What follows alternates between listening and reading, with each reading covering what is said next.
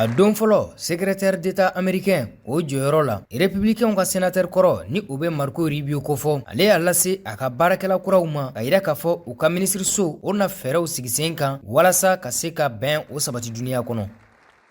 Ni bɛn tɛ a ka gɛlɛn jamana ka kɛ jamanaba ye, a ka gɛlɛn jamana ka taa ɲɛ wa a ka gɛlɛn a ka kɛ jamana ye min ka kɛnɛ a nin na. Nka k'i sɔnbɔ kɛlɛw la o na kɛ hakilina ɲumanw ye.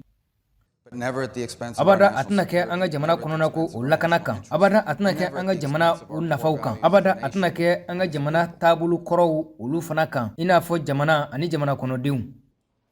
Marco Rubio ale ye lajɛ kɛ ni minisiri minnu ka ca ɲɛsinnen bɛ jamana kɔkanna kow ma ni o bɛ tali kɛ Inde jamana, Australie ani Japon. Nin jamana naani olu faralen ɲɔgɔn kan o de bɛ wele ko dialogue quadrilatéral ni o bɛ bɛnkan kɔfɔ jamana naani ni ɲɔgɔn cɛ lakana bunakun kan ni a bɛ wele ko CAD. U ka fara ɲɔgɔn kan ka kɛ kelen ye, o kun ye ka se ka sini jamana olu ka miirila sɔrɔ bunakun kan fo ka taa se lakanako kan ka se ka dankari o la yɔrɔ min a bɛ fɔ o ma ko Indo-Pacifique o maraw kɔnɔna la.